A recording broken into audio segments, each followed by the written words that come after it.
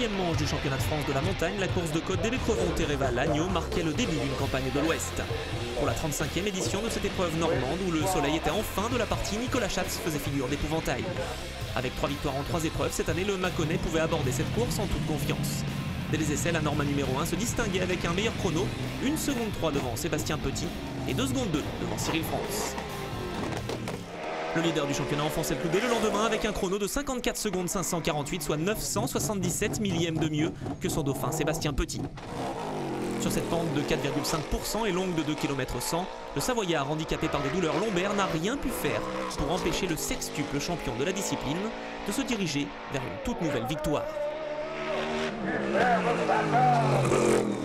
Une belle course pour nous, avec un chrono qui est proche du record. Ça veut dire qu'on est performant et ça me conforte dans les choix que j'ai pu faire cet hiver techniques pour améliorer le comportement de cette voiture.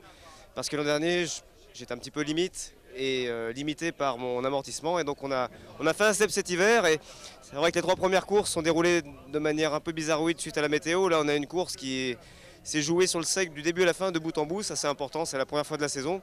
Et donc de gagner avec un tel écart face à Seb, ça fait plaisir, parce que Seb est toujours un concurrent très coriace. Je suis dans une bonne position actuellement parce que j'ai gagné les 4 premières courses du championnat. Là on a encore 2 courses qui vont s'enchaîner de semaine en semaine. Et après on aura déjà passé la mi-championnat, donc c'est vrai que de faire un état des lieux à mi-championnat positif, c'est toujours très bien. Après Brechwiller, nouveau triplé Norma avec Cyril France qui revenait ainsi aux affaires après ses récentes déconvenues. Une 3e position rassurante pour le franc-comtois qui aura certainement à cœur de gravir quelques marches supplémentaires sur le podium dès la prochaine manche à la Pommeraye, le week-end du 22 mai. Fortune diverse pour la famille Schatz à Ébécrevon. Alors qu'il arrivait en 2e position du classement en général, Geoffrey était victime d'une sortie de route sans gravité qui mettait un terme prématuré à son week-end et à ses chances de bien figurer au championnat.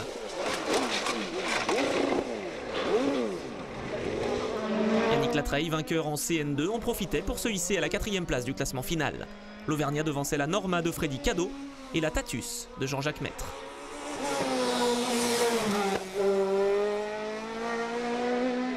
Les habitués de la catégorie F3 ayant fait l'impasse sur cette épreuve, Sylvain Moyon en profitait pour imposer sa Dallara F300 après avoir livré un beau combat face à Anthony Guedry. Dominique Hamel termine 3e sur sa Mygale. Un mot sur les pilotes féminines qui ont su se distinguer ce week-end. Absente suite à une blessure l'an dernier, la Normande Martine Hubert effectuait de belles montées et devançait ainsi sa consoeur Sarah Louvet, victorieuse en Formule Renault, devant 2 autres femmes, la Britannique Charlie Martin et Estelle Bush. Enfin en CM, victoire du Proto Silvercar numéro 35 de François-Xavier Thiévan devant le Track King RC01 de Vincent Berteuil et le BRC Evo 5 de Jérôme Collias.